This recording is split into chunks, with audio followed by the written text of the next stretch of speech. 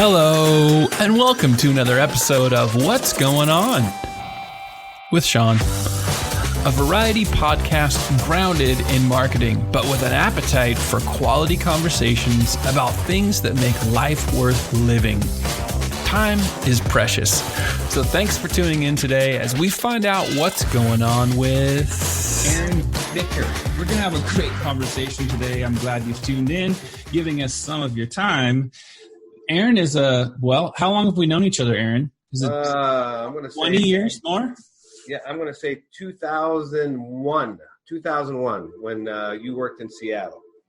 Okay. Yeah. So I was guessing that it was around that time, 2000-ish, 2001 might be.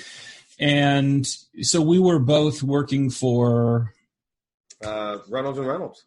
Reynolds and Reynolds. Sure, both working for Reynolds and Reynolds. And you were based in Arizona at the time? I was living in Phoenix, Arizona at the time. Yes, I was. Yes.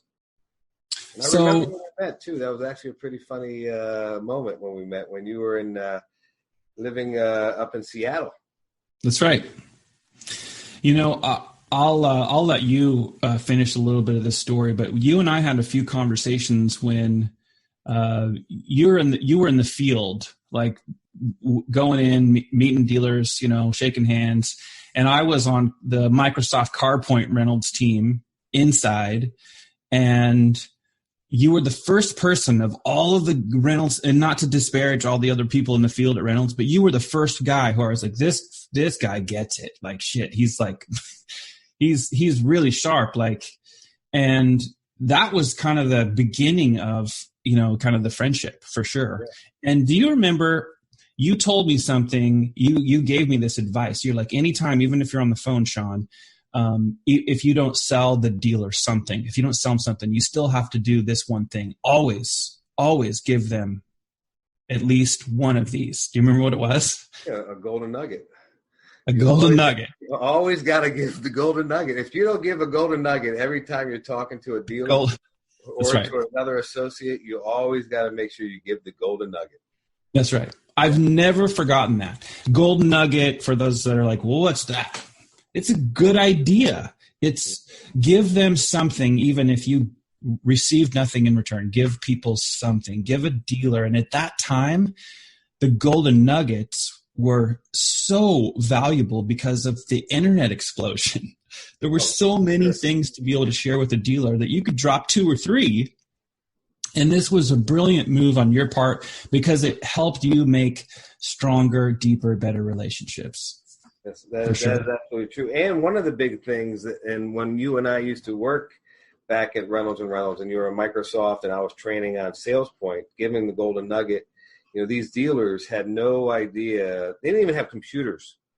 I remember we had to go to the parts department and figure out exactly how to use the parts department's computers to put SalesPoint on there and answer. I remember that. 2001. It was unbelievable. But really, our first relationship came out of Coolidge, Arizona. What was that about? I know, but tell the audience what that. Coolidge, Arizona. We had a great friend of ours who owned a Chevrolet, Buick, GMC, Cadillac dealership in Arizona, and his name was Jim Garrett Chevrolet. That's right. And you and I tag teamed Jim because he wanted to get into the internet world. Mm-hmm. And you all can imagine, the internet was open 365 days a year, 24 hours a day, 7 days a week. And Jim had a small dealership about 35 miles south of Phoenix, which is really south of Queen Creek, Arizona. That's right. And about 80 miles north of Tucson. And you helped Jim and his wife and his organization in Coolidge, Arizona, and you and I worked tandem together on that. We sure did. Make him a believer in the internet. We did. And a little sidebar to that story was my parents went down and bought a car from him because they were at that time living in Sun City. That's correct. And they went and bought a used, low mileage Ford Escape from him. And that Ford Escape, I'm not kidding, is still alive in my driveway, in the back of my house in Texas. Like everyone's garage is in the back of the house. It's literally sitting in my driveway right now. Like it's lived. I drove that like 3 or 4 years ago. I drove that Escape from Sun City back to Texas because my son had totaled the car that we bought for him. Good job. Everyone was fine. He was just being dumb. But my parents felt so bad that they wanted their grandson to have a vehicle because I was not about buying him another. Yeah. So they said, why don't you, when you're coming out here, why don't you just drive the Escape back home? And I'm like, that's a long drive and the radio doesn't work. So I drove that thing back to Texas with no radio. You had air conditioning going down I-10. Oh, yeah, it wasn't fun. Did have air conditioning. So let's stay a little bit in the old days because I'm not sure if I'm clear on this. Did you come directly into Reynolds, or were you with the Half a Car, Rick Rona, Paglia, all of those guys? Did you come in with that team, or were you at Reynolds? Because you were, okay. Yeah, so let me walk you through that real quick. So in 1999, I started working for a consulting firm called Half a Car. And Half a Car was a red carpet lease training division for Ford Motor Company, as well as some other OEMs. But our biggest division was Ford. And then end of 99, they wanted to start a new division called Cybercar. And Cybercar, and Eustace Mita was the CEO at the time. And Shaun and Ralph Paglia were running the division. And then also as well as David Boyce and others from Automark days. So we had a website company and an internet training division.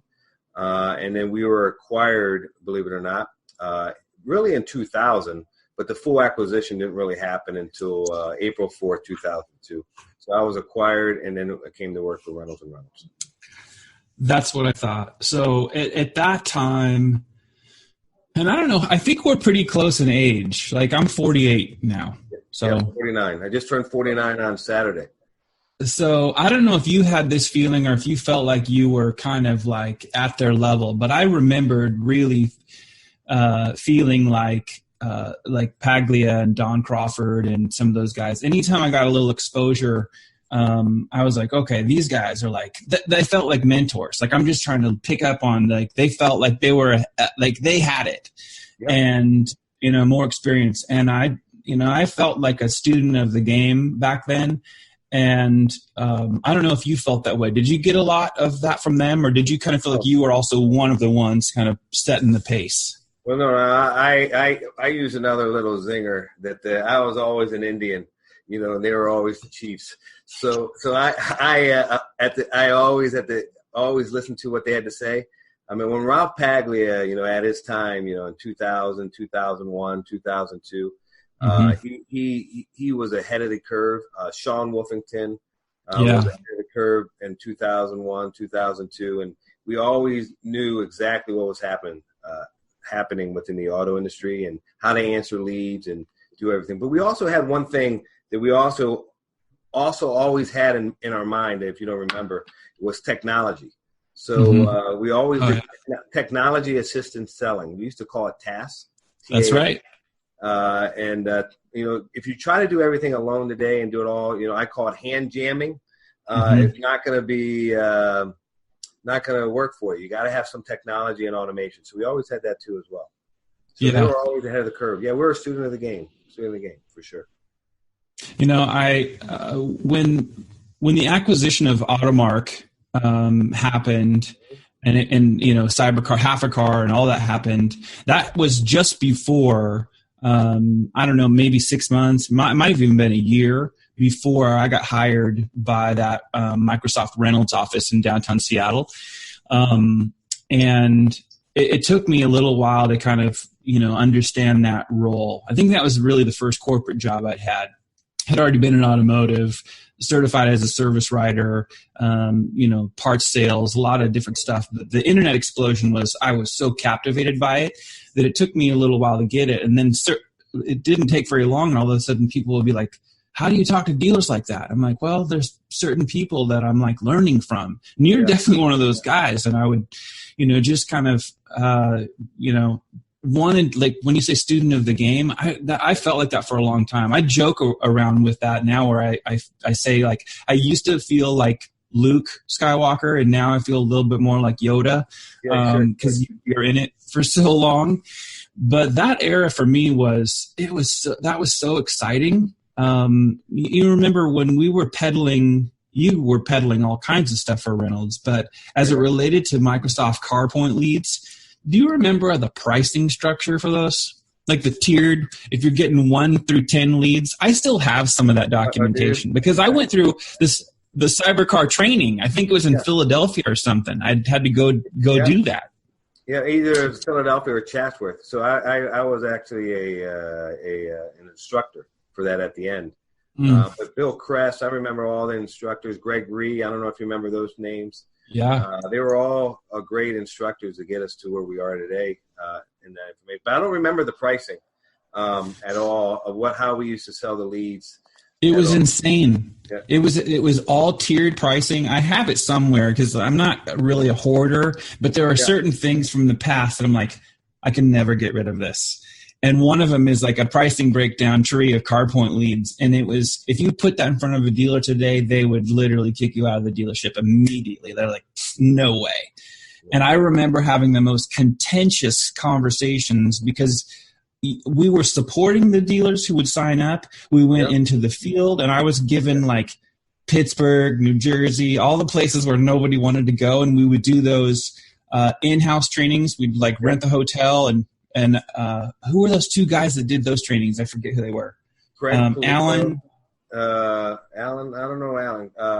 Craig Polito was one. And the other one was Denny Shriver. Yes, he did some of them. And then, man, you're bringing back – I have cobwebs in my head, but you're trying to bring back all the I lost a lot of hair since 2000, 2001. So mine's getting there. Yeah. Well, I'm bald now almost. But the I don't remember all the names, but you're bringing back a lot of good memories. But the Craig Polito, Denny Shriver, Greg Ree, Bill Kress. You just got Rob Paglia. They all used to do all these trainings, and we used to all sit there in awe, like with our mouth to the floor, about what they used to have to say. And but they all thought, they were forward thinkers. And I'm thinking of a thing now that we used to train on. It was called TIPS, TIPS, Traffic Interactive Process Selling. So it was called TIPS, and that's exactly what we used to do around the circle. I still have that. Bringing back the memory. So it's called TIPS, traffic. So we had to get the traffic. Yep. We had to be interactive. We had to have a process in place, and then at the end of the day, it was sales. And then at the end of the day, and then from there, we used to go from keyboard to keyboard, ear to ear, belly to belly.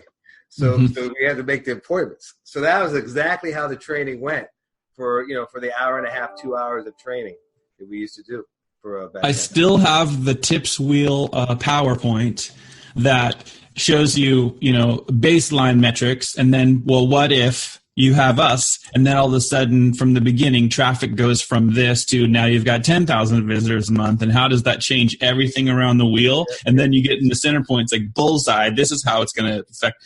Like, to me, it's like when we meet people, and you obviously the role you have with Team Velocity, and we'll get into that in a little bit, but the people that you've met over the years, do you ever have that thought where you don't want to be rude to somebody, but when somebody's like, listen, I've been doing this for 5 years, and you're like, that's cute. Like because when I think about like the pioneering days. Yeah. But the foundations that we both have are bar none. What was a great foundation for us, and it's irreplaceable. It really is. And I see all these new people coming into the industry, who don't know who you and I are. And I like to listen to them because you never know, like that golden nugget, they might say something and then you're like, you know what? Aha. That is amazing. I'm going to steal that from that person and add it on to the foundation that we already know. So one of the things I've learned over the years is to be humble and just sit there and listen to them, because you never know who they're going to be in the next 5 to 10 years and who they're maybe not going to be. So now I just sit back and pay attention to everybody. So, I have found, and maybe this is something that every person as they age comes across this feeling, but I am more aware of how much I want to continue to learn every day from other people, reserve the right to change my mind. If people are capable of having a conversation that brings golden nuggets or illuminates something that you'd never really thought about before, I feel like I crave that more now in my life than ever before. And I'm highly irritated when things or people waste my time. Yep. It's interesting to say that. Yeah, you're like, I want to ask you, when you think about like the old days, you and I coming into it, late 90s, early 2000s, and then our intersection in 2001 era, let's think about that time. What do you think has not changed? What's still the same? Like, it's been that way and we've just never really ever changed it. The people. We can't find great people in our industry, and the process is still the same at the end of the day. I think we refined the process, with deliveries today, bringing the car to you and giving prices over the phone versus saying, hey, you need to make an appointment. When can you come in? But I think at the end of the day, I think people and process has not changed at all. And of course, the websites have gotten better, a lot faster. The internet has gotten a lot more. Google has become a lot more relevant to our lives, as well as Microsoft Ads and social media, of course, video, of course. But I think people and process. It all comes back down to people and process at the end of the day. If you don't have the right people in the right process, you can have 100 leads, and it doesn't mean anything at the end of the day. Yeah, that's so true. The non-compete that I served a couple years ago, or a year or so, whatever it was, I couldn't touch websites and digital marketing for a year, and I didn't. I really wanted to, not that our industry is known for people with virtue and integrity, but I really didn't try to mess with that. And it allowed me to just freely absorb other things going on. And it really came back to what you're talking about, is there is still a personnel, people, and definitely a process or process problems relative to the internet that made me. And so the last couple of years, I say this a lot. I'm like, people think that the internet made selling cars easier. It didn't. It's actually quite a bit more complex. Yeah, because you can do it from sitting right from your home. I mean, you can email or look at 4 different dealerships in less than 20 minutes. Right. But 30 years ago, a guy selling cars, a gal selling cars didn't have to know how a CRM tool worked. They didn't have to know that somebody might deserve some credit because they were responded to a Facebook ad, right? You and I got into this. Google was not on the scene. There was no Facebook. There's been so many fundamental changes that when I look back on the past, I'm thinking, what has significantly changed and what hasn't changed? And it definitely, I totally agree with you. People and process are still huge. What do you think when you talk about process? What do you think one of the, or maybe a couple of the biggest areas within process that dealers are still, they need help. They're just still not getting it right. What do you think, if you were to say, hey, dealer, you should do this 1 or 2 things because it's really going to help you? Well, that's a very broad question that you asked me there. But the question is pretty simple. If you look at every other industry sitting out there today, from airline industry to the banking industry to even Amazon out there, buying online, every one of these industries know who you are, and they give the personalized experiences. The industry has changed completely, and dealers today just are not giving personalized experiences to their current consumers that are doing business with them, and they need to take that into consideration and making sure everything is personalized for what their current active or customers who have done business or who are in their DMS, and give them a different experience than typical conquest customers. They treat them completely like they've never done business with them before. That's where I see the industry and what they need to do today. Yeah, I would agree with that. Yeah. So I wanted to ask you about something that, and we'll come back around to car business stuff too. It's been several years ago, but I remember I hadn't seen you it had been at least a year, maybe longer. And I run into you, and it was probably at NADA, but I see you and I'm like, what? You had lost a lot of weight. You just looked like you were in better condition, like a better state of health. Your state of mind seemed better, sharper, a different focus. Would you just share with everybody who may be listening and or watching, like, and if it's too personal, because I've never asked you this, what was the catalyst that made you decide to make a change like that? Because I remember thinking, oh my goodness, you make me even feel more fat and more like I need to get my shit together. But there's usually something that happens in somebody's life that, pushes you towards that. Is that something that you would like to talk about? Yeah. So I have no shame about it whatsoever. So I had a little turbulence in my life. So I went through a little divorce. And at the end of the divorce, I got into the wrong crowd and I gained all that weight and did things that we're not supposed to do in life at the end of the day. And, what I said, I need to start getting back in shape. I turned myself around, and I started doing triathlons, and started running, biking, swimming, eating healthy. And then I met a nice, lovely lady who's my current wife, Heidi. And she introduced me to a naturopathic doctor to make sure that I knew what I was allergic to and not allergic to. And I found out that I was allergic to dairy, eggs, and kidney beans, of all things. And I changed my life. And now I'm trying to stay as healthy as I possibly can. And I don't drink a lot. And basically, I concentrate on work and family life now. That's pretty fascinating. So are you familiar with Dr. Joseph Mercola out of Chicago? I am not. No. You mentioned naturopathic doctor, and I think that's what he would be labeled as. My wife's a big fan of his, so she sends me a lot of content, trying to encourage me, which is always good, but it's interesting so do you, as far as maintaining your health, do you look at more of less of the Western medicine, here's a pill for everything, and more of like, I want to figure out all these natural ways through nutrition and diet and meditation and all these things, like, or do you, do a little bit of both? Yeah, I'm a hodgepodge. So I'm in between. Now, my wife is definitely far right, naturopathic. But yeah, so I'll give you a little plug. My doctor is Dr. Alan Christensen in Scottsdale, Arizona. He's a big thyroid doctor, naturopathic. He has a great practice to get into. He's probably one of the best in the United States that I think. But I do a little bit of both.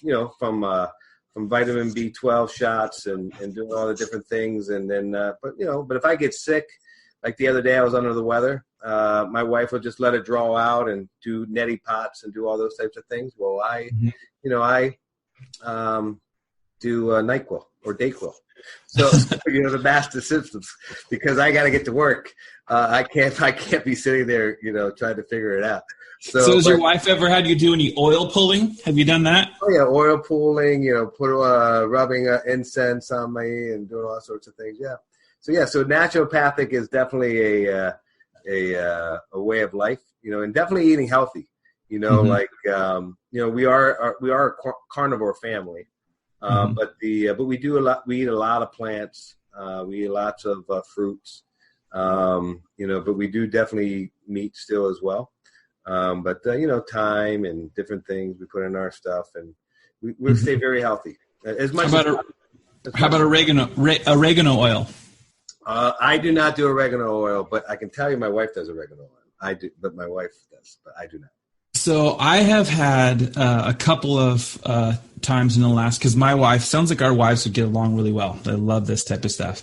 And I'm usually pretty agreeable. I'm like, I'll try it. Like I've started doing acupuncture. I started having, we won't go into this in depth, but I started having a couple of things going on with joint pain all over my body.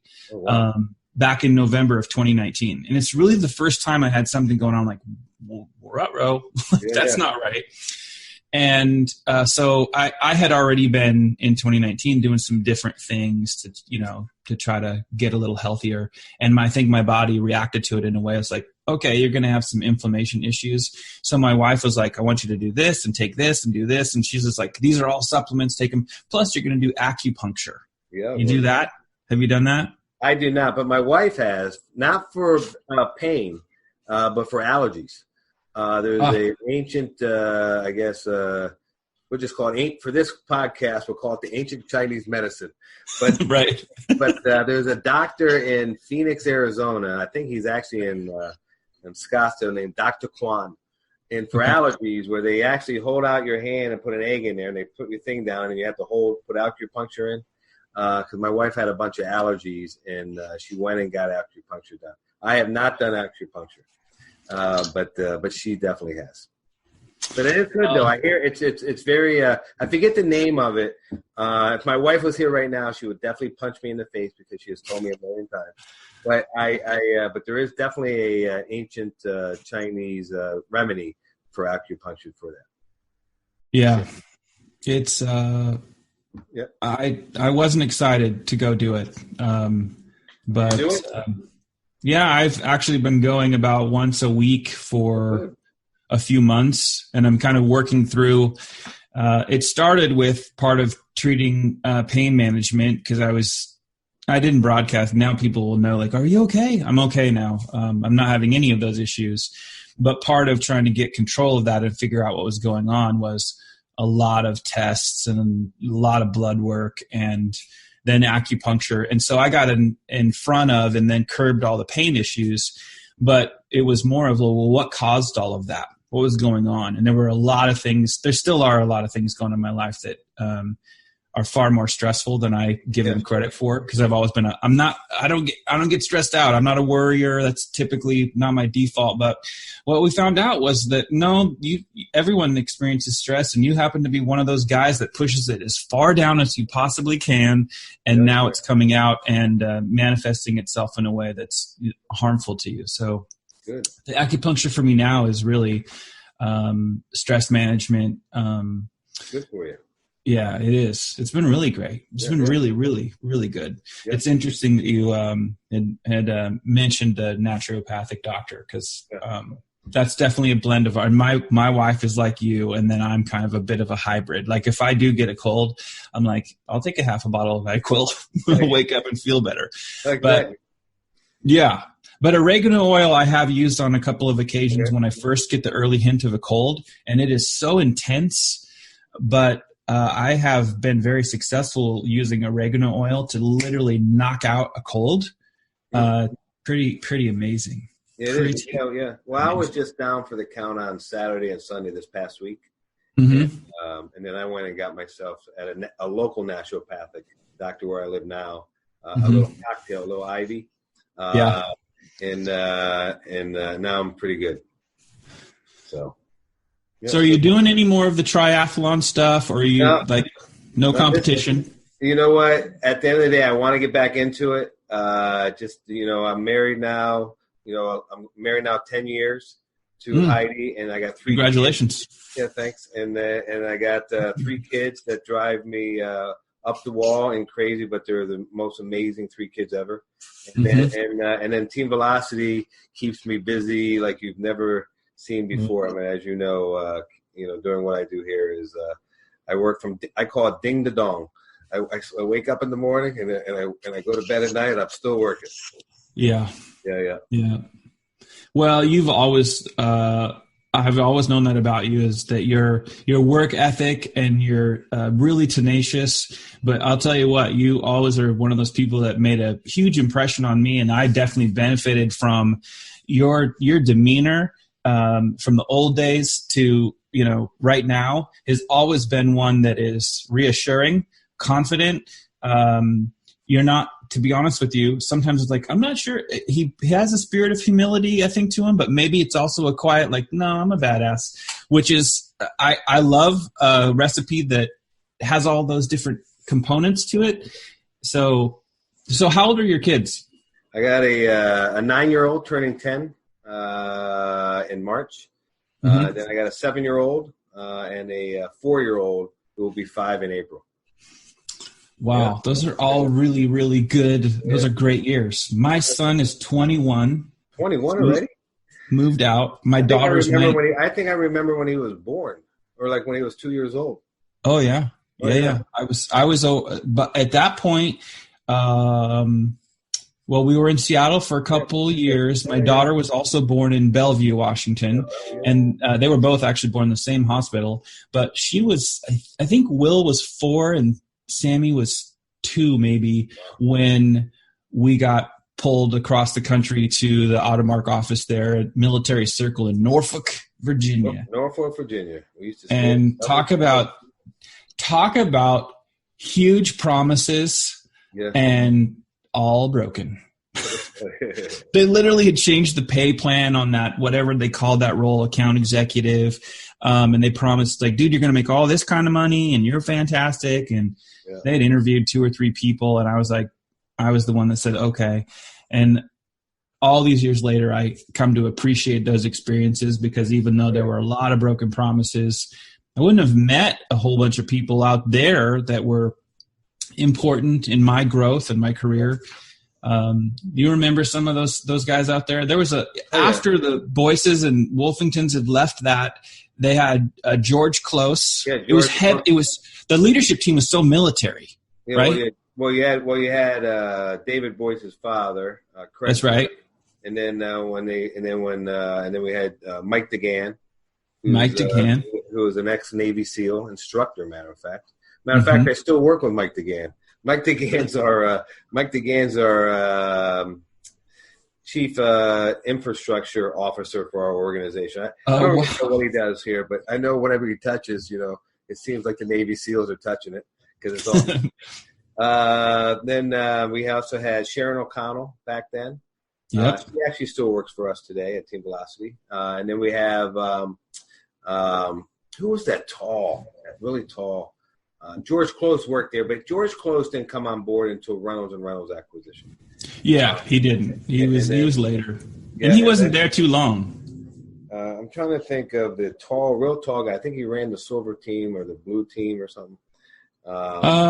Carl. There was a guy, Carl. There was a Bill Vaughn. He was a military guy. I think Army. Paul Minner. He was. I think Paul Minner was a Navy SEAL, right? Yeah, Paul Minner was a Navy SEAL. Yeah, I think so. Yeah. A lot of people down in Norfolk's all military.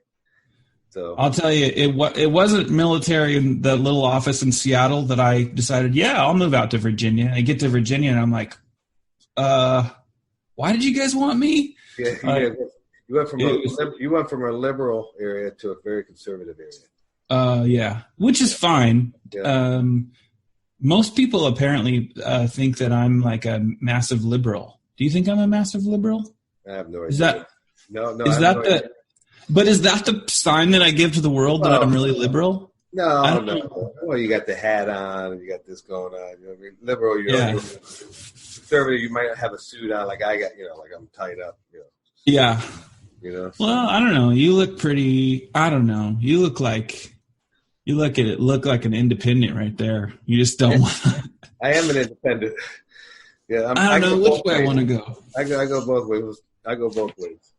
What do you think about these Democratic debates? I don't like to get into politics too much, but I'll tell you this: I haven't watched one debate until the last one when they were in Las Vegas, and I watched only the first hour of it.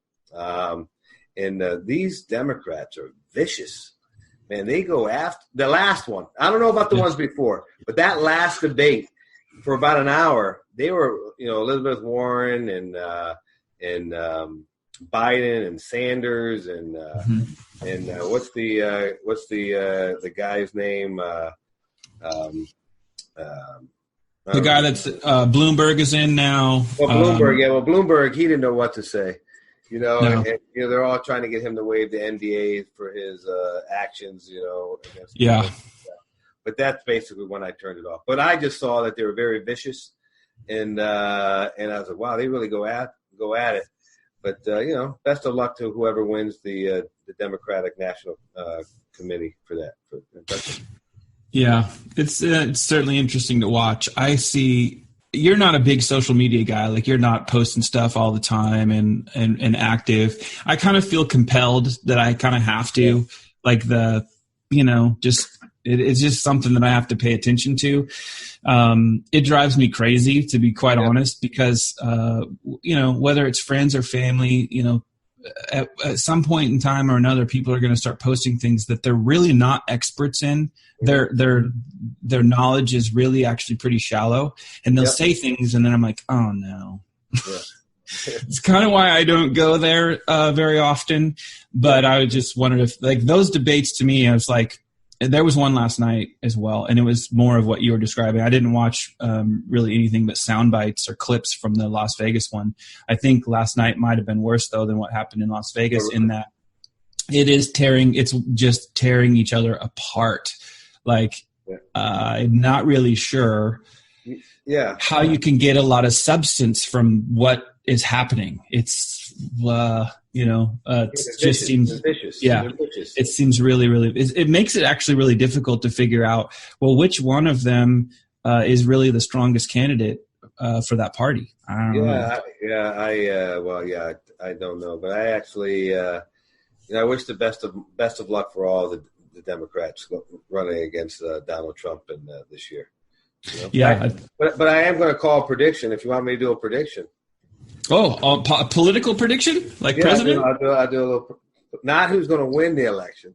Yeah. Not who's going to run against each other. And I know Bernie Sanders has won all the caucuses and the primaries so far. But I actually think it's going to be Bloomberg versus Trump at the end. I think the money speaks for itself now. People like how Trump has a lot of money and they can go after it, and Bloomberg has a lot of money. And I just think that it's going to be one of those two at the end. And I've been making that prediction for a little while moving forward. But we'll see. That's my prediction. Well, you may be right. I'm sitting here thinking I don't know what they're going to do with it seems like a big mess right now. It feels like, you hear the expression of trying to unscramble an egg. Yeah. I feel like we've got scrambled eggs, and I don't know how they're going to do that. So I don't know either. I don't know. I will tell you, as it relates to politics, I'm always interested in talking about them if people like to come away from whatever their far point is into the middle to say, well, why don't you like this issue, or what makes you upset about this, or what I find a lot of times is that there's not any depth to most people when they say, well, I don't like XYZ. Yeah. Like, most of the people that criticize Trump for the things that I don't think anybody thinks is necessarily the greatest thing ever, whether it's over tweeting or what he says in tweeting, or the, grab him by the you-know-what. But I've told a lot of people, like, it doesn't matter whether it was Trump or Obama or Clinton. It doesn't matter who the president was. I never at least in my adult life, I've never looked at the president for my moral high ground. Like, but now it seems like that really, to a lot of people, matters. Like, well, that makes me feel terrible. Like, did you apply the same process of how you feel about things to all the others? Because I don't know that any of them really score higher points when it comes to that type of stuff. Yeah, exactly. No, it's going to be a interesting next few months. But at the end of the day, I think it's going to be whoever the winner is. I never get into what side I'm on, left or right. I stay in the middle. But what you're saying is people they don't have a substance behind them at the end of the day. I kind of look at it going to Disney World, and you see that guy yelling, "We have the greatest park on earth. This is so magical here." But then when you look behind the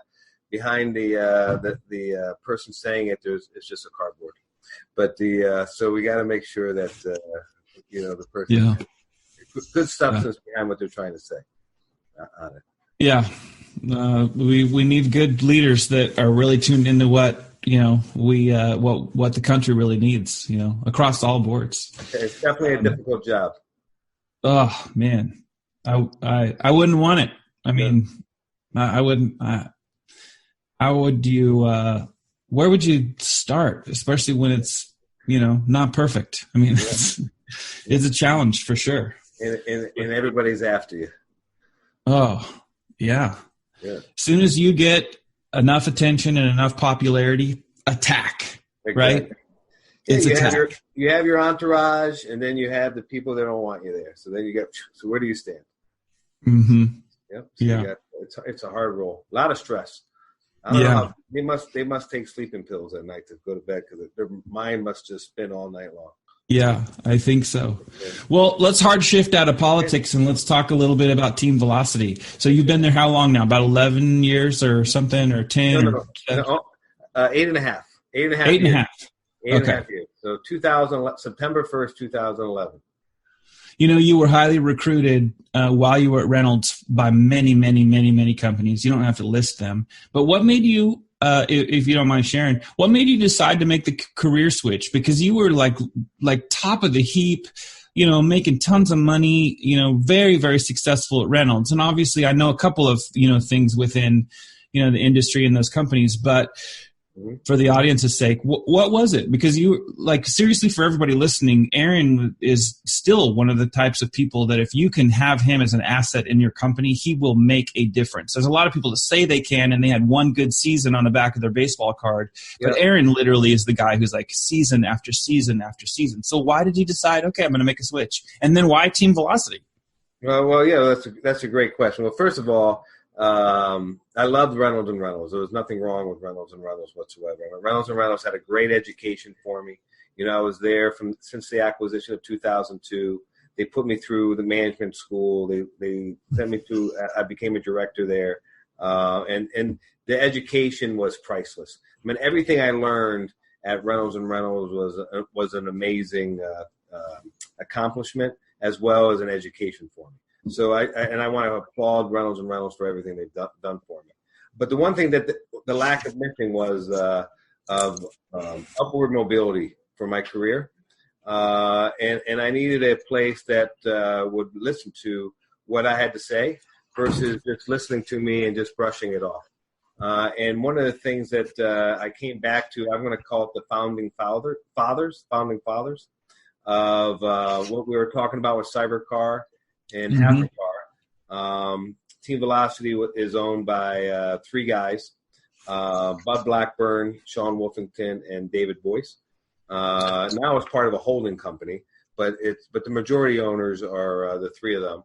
And they were after me for a little while. They've been after me, since 2008. Then the recession came in 2009. Then 2010, they weren't ready. And then 2011, they decided to put a sales force together. And we were talking, and it was just timing was perfect for them, and they offered me an opportunity. I would say I could not resist, and I just put it to you that way: an opportunity that I could not resist. I don't know if it was all about. I don't know if it was all about money. No, I'm sure it wasn't all about money. Right. So I would say it had to do a little bit with cash. Ben Franklin's talk, right? Ben Franklin. Sure. Even though we just got to Las Vegas, and they have no respect for the Ben Franklin in Las Vegas. But at the end of the day, they offered me an opportunity to come work for Team Velocity, and I loved their vision. We met in Miami.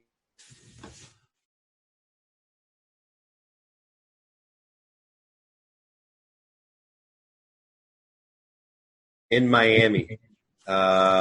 Biscayne, and we talked about it, but I didn't actually make the move until July of 2011. Okay. Yep. And can you still hear me, by the way? Yep, hear you perfect. Yep. Okay, good. So you made that move, and now Team Velocity has gone from when I would first hear, and this is around the time that you went over there too, when people would ask me, "Hey, what do you think about Team Velocity?" I'm like, "Well, I know several people over there that are pioneers. They've been in it from the very beginning of before it was called digital, internet this, internet that." So I would call them and find out. I never really wanted to give any kind of opinion because I was like, I don't know anything other than really the people.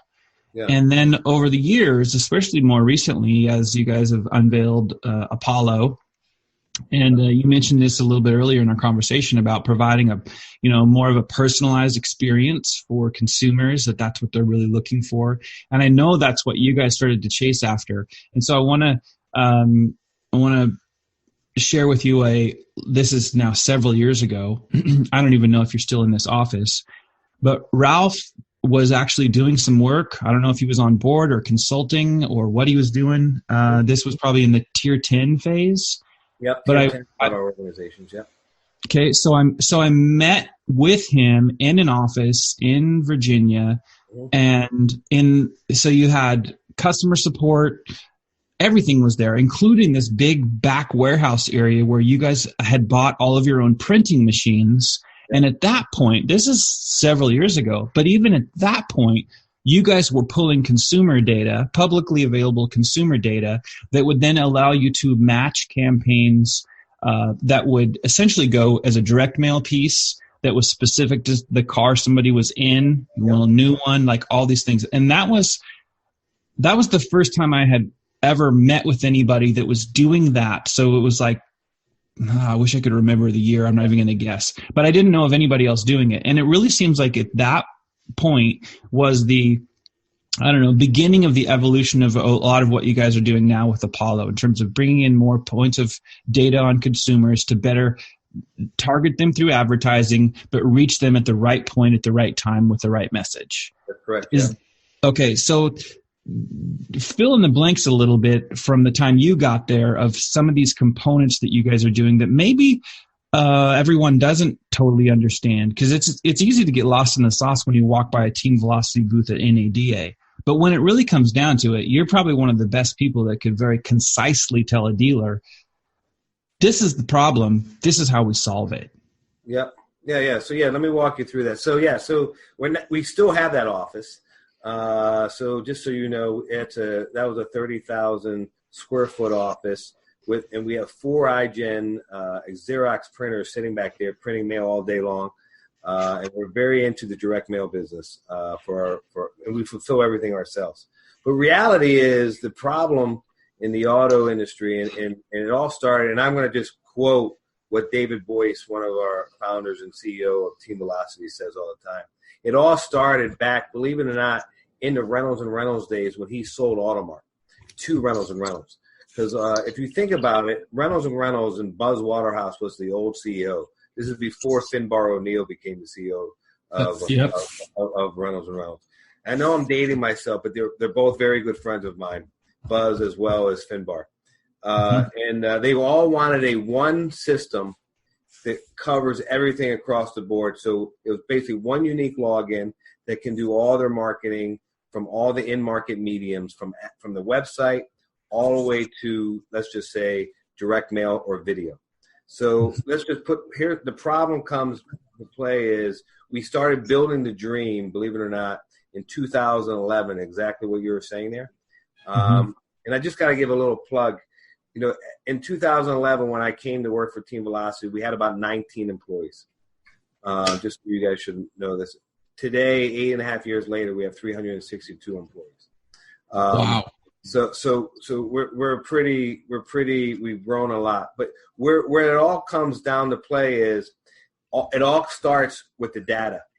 The data of a customer, and where do you acquire that data? And the dealership's data in their DMS is the number one problem.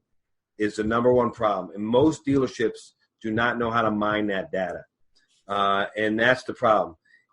We're so used to talking about third-party leads and third-party data, But reality, and you can steal this line, Shaun, for the rest of your life.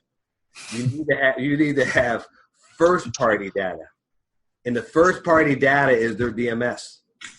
And so we had to figure out how to take the first party data leads from the DMS and be able to make it a consistent, credible, compliant message. Those are the 3 C's: consistent, credible, and compliant message across all the in-market mediums in real time, advertising VIN-based, let me repeat that, VIN-based vehicles for the consumer with a personalized lease or finance payment.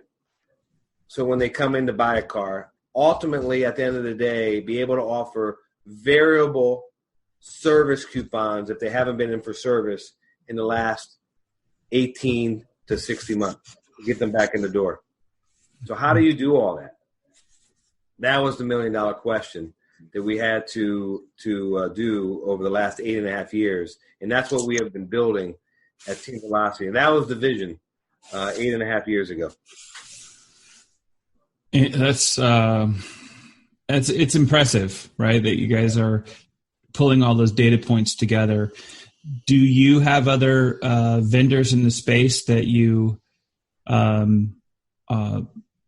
find also are doing similar things, or do you guys feel like you've kind of reached a point where you can put some distance between what others are trying to do? Yeah, we have other vendors in the space that we love. And I'll just tell you, Force Marketing does a great job. We do. I think John Fitzpatrick does an amazing job with his team. And he's a great dude. Yep. Yeah, he's great. I think I don't know the people over at Stream Advertising. I know that they're doing a pretty good job out there. I was supposed to meet with them at NADA, but one thing led to another, and we just never got together. And then I think Cox does a great job too. They've done a lot of acquisitions over the years, but they just haven't been able to bring it together like the way we have. So I would say between the 3 of them and us, and there might be another couple companies out there that are up and coming right now that I hear about. It just takes a massive amount of patience, takes a massive amount of money, and at the end of the day, it takes and I'm going to say the massive word one more time, a massive amount of research and development. We have full-time developers working offshore in Moldova, in Estonia, and in India, and we're working around the clock, and that is our biggest expense to the company now. And just to get this to do what we're doing here at Team Velocity. So I'm not surprised to hear you, mention other vendors in the space, even those that you cross over a little bit competitively with, because I think one of the things, and I'm just realizing this now, I've always kind of wondered why I've never shied away from competition. And I think it's because of people like you, maybe even our early interactions.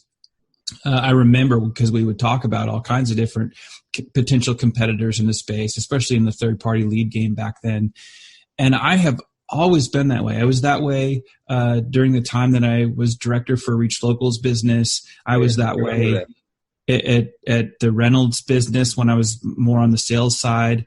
And I was definitely that way at DealerOn with all of the other website providers. I really would seek to make friends with all of them. That's how I became friends with Joe Chura and Joe Gillespie and Giancarlo over at Fox Dealer. Like all these guys, they're good guys. I want to learn from them. I want to know what they're doing. And then if I lose a deal to somebody like that, I'd rather know who I'm losing the deal to, because again, kind of back to your point, it's also a golden nugget to say, I lost the business this time, but I think those guys are going to do a good job for you. And if anything ever changes, certainly let me know. That positioned me to be more successful as a sales and business development person than trying to take the expected route of, oh, they're terrible or whatever. So I'm not even surprised at all that you would have mentioned some of these people that you compete with and what you feel about it. And that's just some of the vendors that we compete with. I mean, we compete with all of them, really. And all the vendors are great.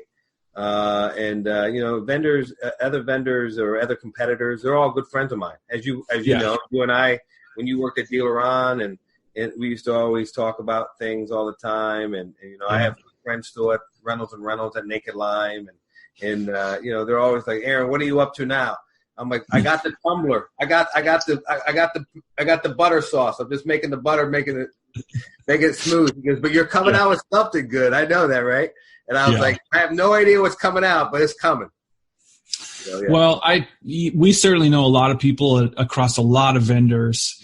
I won't actually say, now that I kind of have a bit of an independent voice, I won't say that they're all good. Like we both have friends that are working at companies that I don't think are good, but we won't get into that part. So I'm not going to name names. I wish them all well. Tell me what your thoughts are on digital retailing.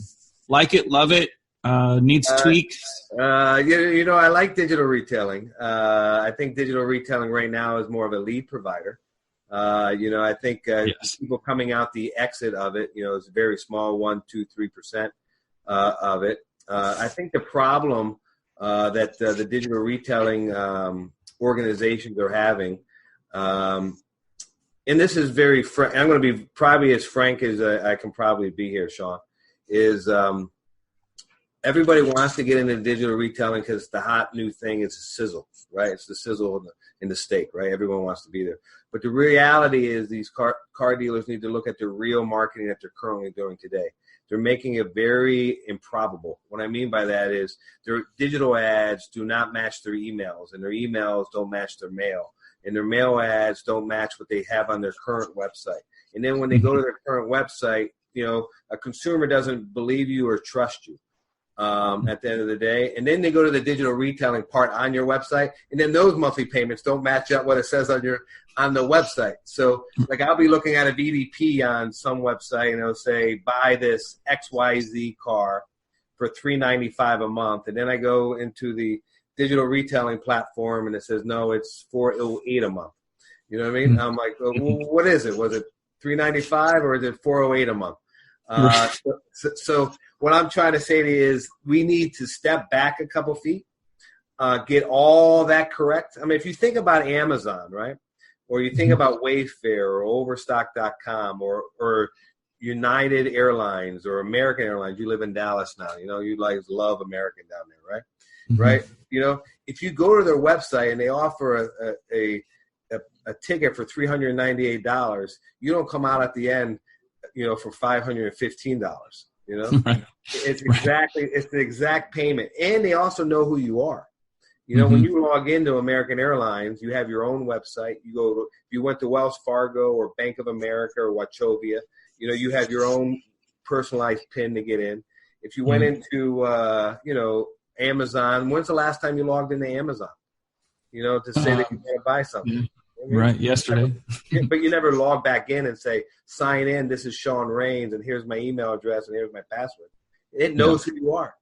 That is where we need to get to. And then digital retailing will come, because right now they don't trust you to get to the digital retailing side. But for a lead side of things, I think for dealers, because they want more leads and they want to be able to convert more, I think it's great. I think it's a great way to get people through the funnel. And you can see them as they come through, and I think it's a great way to get back in touch with them on that. But the other piece that always blows my mind is that our compressed margins on sales. Why dealers are not spending more money on service marketing? They need to. Time is the essence for these consumers, and why aren't they spending more money on service, picking up and delivering vehicles? And dropping it off. I mean, if you think about it, you can get delivery.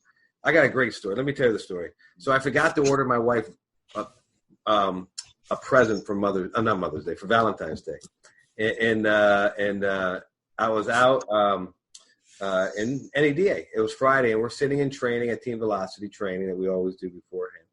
And I was, oh my goodness, I forgot to get my wife tulips. So I went right onto the Amazon app. Right, I went out there and I said tulips. It says they direct me to Whole Foods. It says Whole Foods can deliver the tulips within 2 hours to my house. I ordered 3 bunches of tulips. Bang bang, by 5:00 p.m. Eastern time, they were delivered to my house, and my wife's like, could not believe that she got tulips for Valentine's Day. And you know what?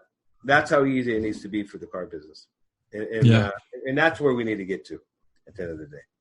Yeah. So what about your thoughts on Carvana? You know what? They are a great disruptor, Carvana. The thing about Carvana is I'm going to say I'm a little biased for Carvana. I have a very good friend of mine that's the CEO of Drive Time, which is the sister company to Carvana. Mm-hmm. I love what Carvana is doing. I think with used cars, I think the big thing that these local car dealers need to think about is that they not only sell used cars locally, but they need to think about a geo across the country, because that's where Carvana is making their money. I mean, they might only have 6 Honda Accords in stock, but across the nation, it looks like they have wherever you search, they have the same Honda Accords. And great thing about the internet that our greatest vice president invented, Al Gore, back in the day, is that we need to make sure that we have that the internet is open access and they can sell cars. But Carvana is good. The other thing that I love about Carvana, believe it or not, is their trades. I mean, they get a ton of people selling their cars to them. We buy at Carvana. And, I was, dealers got to start buying cars instead of just giving just straight up trade value. Say, hey, we will buy your car for X, Y, Z, and get kind of like Auto Trader did back in the day. But I think they pulled out of that market. I think they did. They pulled out of the trade marketplace. I think. Yeah. I'm not sure if they're still in that or not. But I'm not sure either. But I think you're absolutely right. And I did a little bit of research on, what Carvana, I mean, dealers have been bitching about Carvana since almost they started their business. And I'm like, it just felt like, okay, well, now we're bitching about, the Amazons of the world way back when it was like, well, they're not going to be profitable, but they did turn the corner. Like, I just think it's a bad idea to say, well, yeah, they're not doing anything right. And, well, they're making customers happier. They're providing a consumer experience that's better. And as I did more research, because I did a short, like a 90-day project with somebody who was working with Vehicle Acquisition Network. And that company, in fact, one of my What's Going On with Shaun YouTube videos is basically telling the story of running into an old friend, Jonah Jones. I don't know if you know him. He's down here in Texas. Oh, Jonah Jones. Yeah, Jonah Jones. Yes, I do. Yes.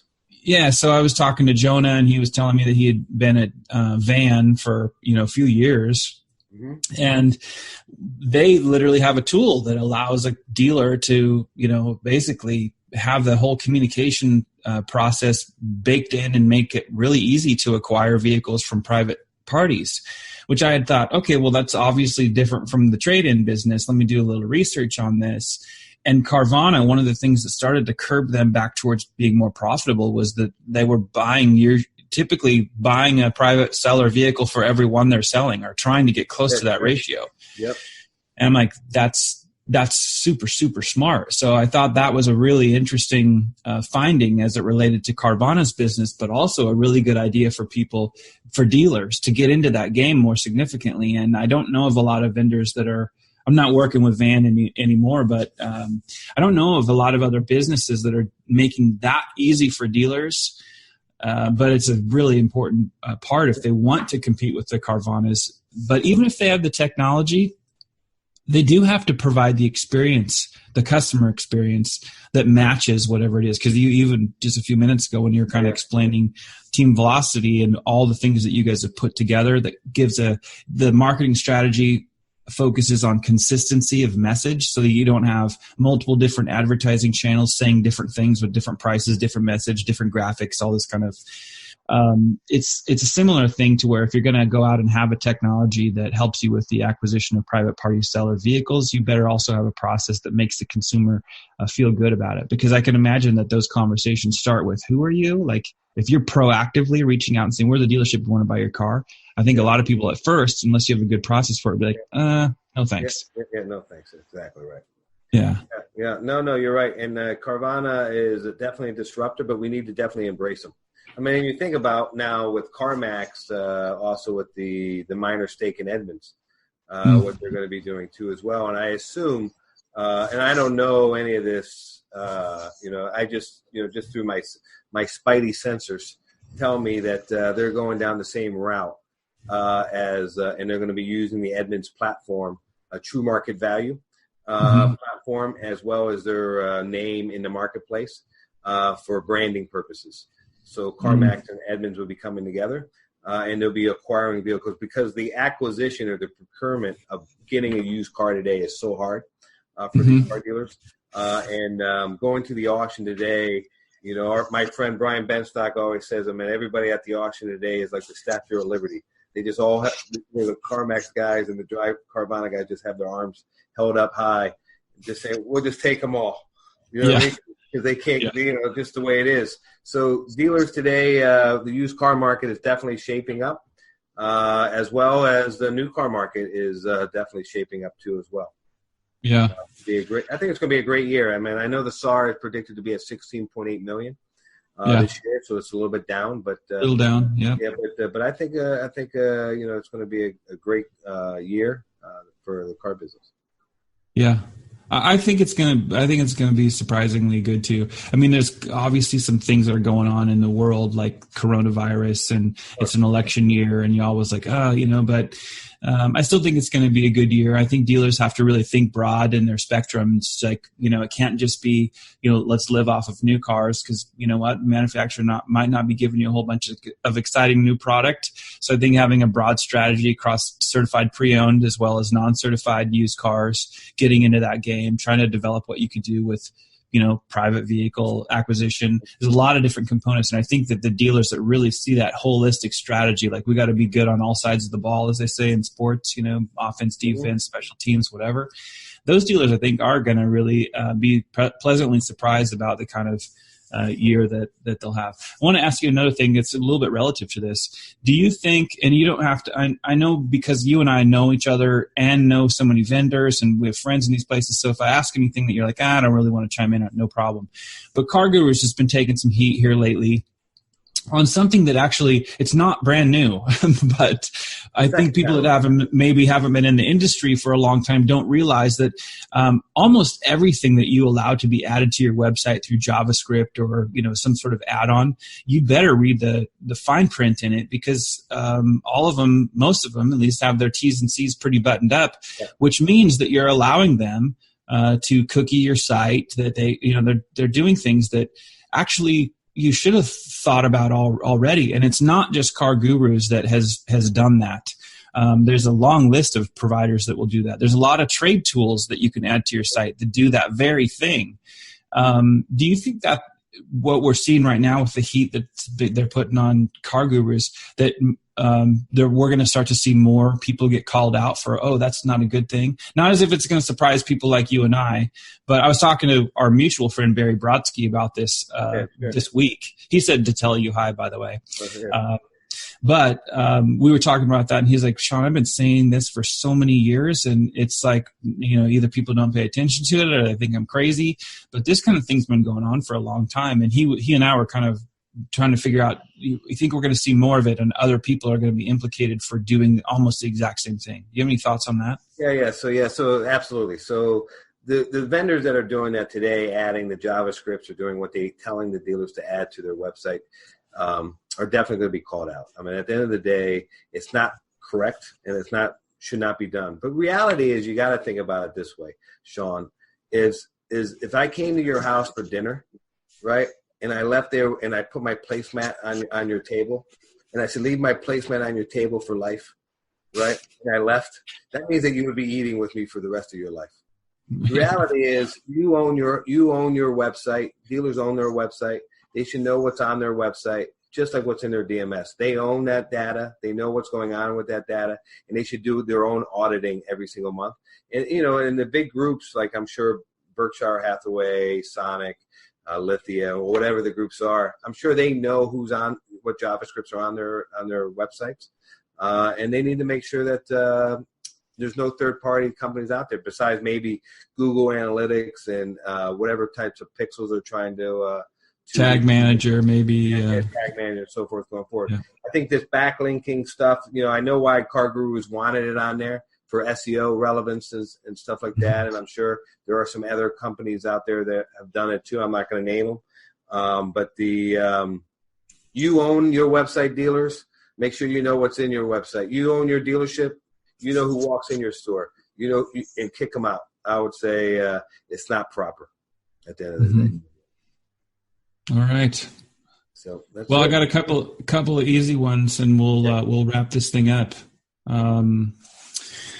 Having more fun now, or having more fun in 2001? That's a trick question. You know that, right? That is definitely a trick question. So that is definitely a trick question. So professionally, you want to pass? Huh? You want to pass? No. So that is definitely a trick question. So I would definitely say I'm definitely having more fun now. Not only with my family.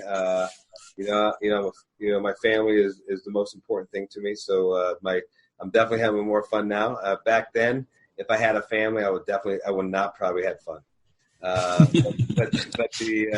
But today, I would definitely say my family drives me, and Team Velocity drives me too as well. But in our organization, our culture is family first. So I would definitely say today is, but it is a trick question. But it is definitely today. More fun now. Okay, good. Sammy Hagar or David Lee Roth? Actually, I don't like either one. Let me tell you, no, I can't drive 55. Definitely is my guy, Sammy Hagar. But let me tell you why. Now, this is actually a very true story. David Lee Roth left Van Halen and went on his own. Yeah. And like I told everybody, I was divorced, and my ex-wife and I went to go see David Lee Roth in concert at the Camden Aqua. I don't forget the theater, Aqua Theater in Camden, New Jersey, and David Lee Roth, and you know how they always try to get women to come backstage and all these types of things. Yeah. So David Lee Roth had one of his henchmen, I guess, men or women, it was a guy though, try and come up to, and I guess my wife and I didn't look like we were together, and try to get my ex-wife to come backstage. So I am definitely not a David Lee Roth fan. So I am definitely Sammy Hagar. I can't drive 55. You're a Sammy Hagar fan. Okay. That's great. Love it. MMA or boxing? I like both MMA and boxing. I like both. But I'm going to have to say I'm an old soul. I'm a boxing, from the old days of Holyfield and Tyson and Foreman and all those guys. But I like Sugar Ray Leonard and Muhammad Ali. One of the greatest ever. Sting like Sting like a fly like a butterfly, sting like a bee, something like that. Yeah, exactly. That's it. But without boxing, there will be no M&A. So boxing is definitely the foundation. Okay, baseball or football? You would have to ask me that question. I like baseball, but I'm definitely more of a football fan. Philadelphia Eagles. I'm so proud that our ex-coach Andy Reid won his first Super Bowl this year with Kansas City Chiefs. Yeah, that was good to see, sure. That was a very good move, but definitely football. Yeah.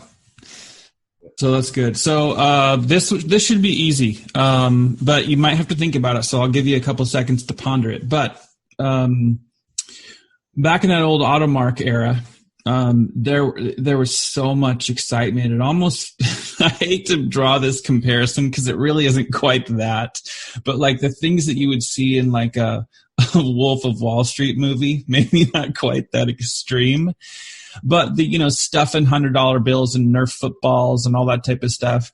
When you think back on that era and the excitement of the climb, do you have a favorite story that you love to tell it, you love for people and the inspiration behind it? Do you have something like that from that old era? Because there's certainly a lot of memories I have that are just really, really awesome. But do you have any favorites from back in that era? One of the big things that we try to drive today, even back then, is there's a couple things. So I have two good stories. So the first story is that we used to have these family trips.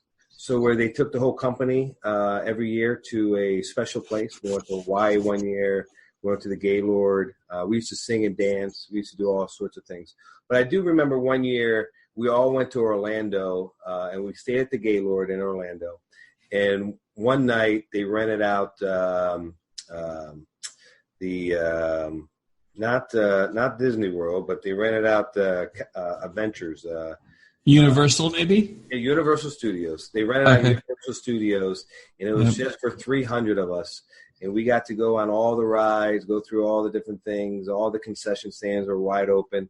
And I just want to say that was a massive thank you to everybody back then. And it brought us all together as one organization, one culture, and one company. And it was very appreciative back then. But the other thing that they also taught me wasn't about giving out money or giving out awards or anything. If you were wrong and you hurt someone's feelings, it was an easy word for us we all forget about it. It's the word called sorry. And a lot of people don't say sorry anymore. And one of the things that we always do now is if I'm wrong or if I hurt your feelings, I always make sure I say I'm sorry to you. Mm. So it was very, very, very good for that. I think that's a great place for us to, unfortunately, end our time. I would love to just make this a Joe Rogan thing and go like 3+ hours with you, but I did go grab this off my shelf. That's why I left my. Oh yeah, carpoint.com. Yeah, nice. I remember that too. I still have a couple trinkets and keychains from the old days. I think saying sorry when you should say sorry is a really important attribute. And kind of like the first time I met you and you said, Shaun, always leave them with a good idea, leave them with a golden nugget. Well, you're just leaving us with the golden nugget is when you need to say sorry, go and say it. Moments matter, including the ones where we need to apologize. So this has been awesome, man. I really appreciate the time. Thank you so much. And now, ladies and gentlemen, you all know what's going on with Aaron Bickart. Thanks for being a guest, Aaron. Thank you, Shaun. And if anyone needs anything, please feel reach out to me on LinkedIn.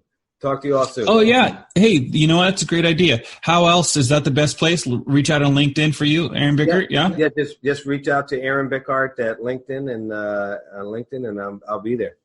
And you guys are going to see some exciting news coming out here in the next, probably today's February 26, 2020.